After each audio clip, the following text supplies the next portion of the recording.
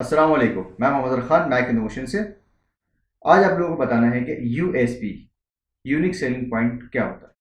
Basically हमारी graphic designing की course चल रहा है और तकरीबन काफ़ी हद तक हम क्लासेस कंप्लीट कर चुके हैं। अब हमारी जो बात होगी वो आइडिया एजुकेशन की बात होगी। आइडिया एजुकेशन के लिए सबसे बेसिक नीड जो होती है आपको होती है वो होती है कि किसी भी ब्रांड की यूएसपी क्या होती है।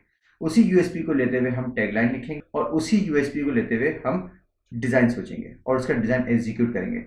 इट मीन्स कि पूरे हमारा जो एड पोस्टर बैनर जो भी डिज़ाइन होगा वो हमारी यूएसपी के अराउंड होगा। ये रखिएगा कि एक क्रिएटिव आदमी को, एक क्रिएटिव पर्सन को सबसे ज़्यादा जो नीड होती है वो यूएसपी की होती है। Unique selling point, USP. ये वो चीज़ होती है कि आप एक प्रोडक्ट के अंदर, मिसाल के तौर मैं आपको समझाता हूँ कि आपके पास एक बल्ब है।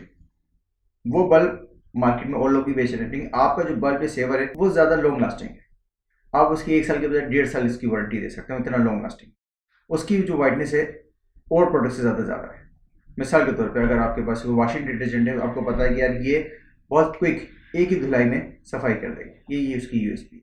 आपके पास अगर कोई टूथपेस्ट है, आपको पता है कि यार ये सफाई के साथ दांतों पर खुशबू पैदा करे, ये यूएसपी है। अगर आपके पास कोई परफ्यूम है वो तकरीबन आपका 6 to 8 आवर्स चलेगा, हो सकता है 10 आवर्स चले। जो आपके कॉम्पिटिटर्स है उसका 8 आवर्स हो, लेकिन आपकी जो बॉडी स्प्रे की या परफ्यूम की जो फ्रेगनेंस आपकी जो रहेगी बॉडी में, तकरीबन वो 10 से 12 घंटे रहेगी या इससे ज़्यादा रहेगी। इट मीन्स कि वो उसकी यूएसपी है। तो इसको कहते हैं यूएसपी। तो जो भी एड पोस्टर डिजाइन होता है वो उसकी ही यूएसपी का अराउंड होता है और वही सबसे बेहतरीन एड होता है। वो अपीलिंग भी होता है और लोग अट्रैक्ट भी करता है। तो यूएसपी के बारे में आपको बताना इसलिए ज़रूरी था। ठीक है, ओके।